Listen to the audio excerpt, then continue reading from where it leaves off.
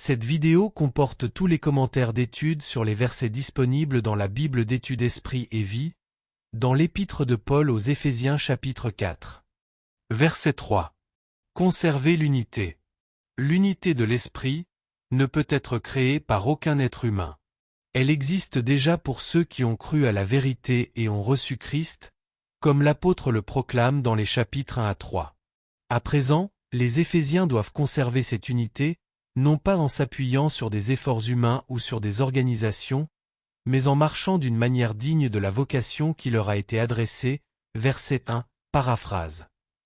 Pour conserver l'unité spirituelle, il est nécessaire de faire preuve de loyauté envers la vérité et de marcher en harmonie avec l'Esprit, versets 1 à 3 et versets 14 à 15, Galates 5 versets 22 à 26. Il est impossible de parvenir à cette unité, par la chair, Galates 3 verset 3. Verset 5.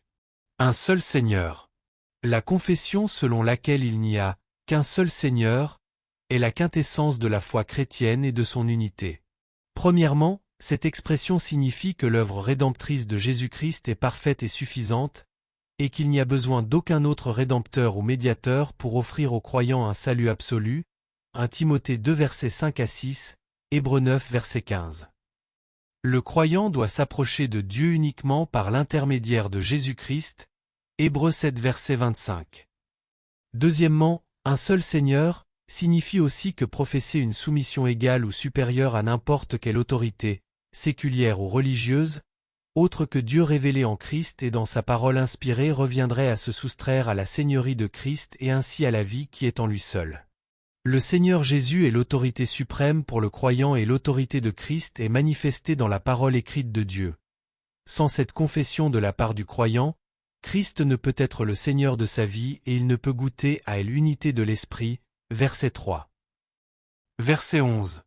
Et il a donné. Voir l'article intitulé Les ministères dons de l'Église. Verset 13.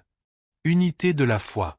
Au chapitre 4, Paul enseigne que l'unité de l'Esprit, verset 3, et l'unité de la foi sont maintenues et parachevées. Premièrement, en acceptant que la foi est le message des apôtres, des prophètes, des évangélistes, des pasteurs et des docteurs du Nouveau Testament, versets 11 à 12. Deuxièmement, en croissant dans la grâce, en évoluant vers la maturité spirituelle et en grandissant sous tous les rapports vers la stature de Christ, verset 15, et en étant rempli de toute la plénitude de Christ et de Dieu, verset 13, voir chapitre 3 verset 19. Troisièmement, en n'étant plus des enfants qui acceptent tout vent de doctrine, mais qui au contraire, ont une connaissance de la vérité leur permettant de rejeter les enseignements des faux docteurs, versets 14 à 15. Quatrièmement, en gardant la vérité révélée dans l'Écriture et en la professant dans la charité.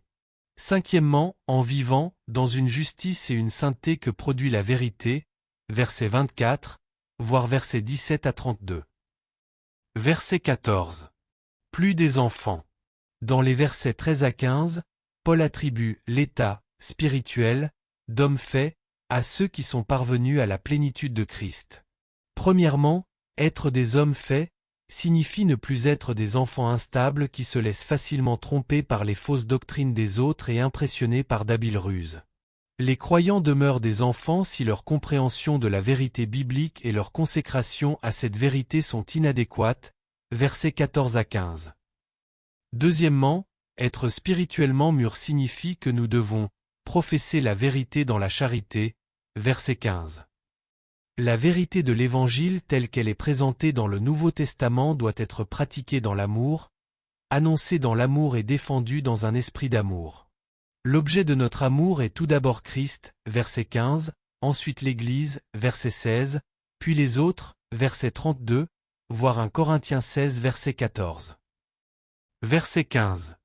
Vérité dans la charité. Le maintien de l'unité de la foi, verset 13, doit être fondé sur un amour actif qui cherche à résoudre les problèmes et à réconcilier les différences à travers une loyauté mutuelle et l'obéissance à Christ et à sa parole.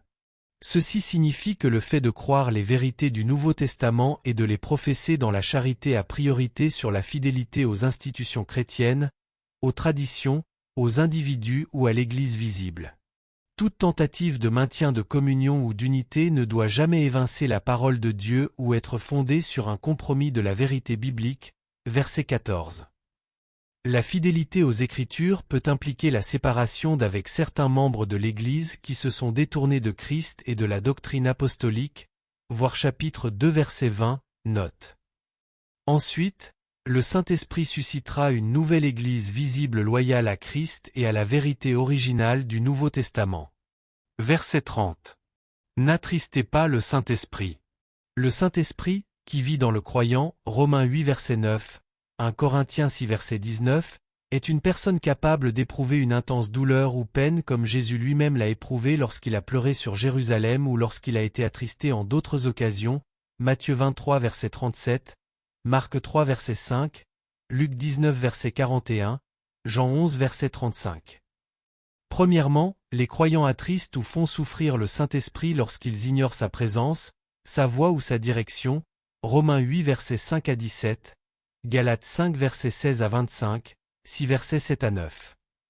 Deuxièmement, celui qui attriste le Saint-Esprit finira par lui résister, Actes 7 verset 51, puis par l'éteindre, 1 Thessaloniciens 5 verset 19, et, enfin, par outrager l'Esprit de la grâce, Hébreux 10 verset 29.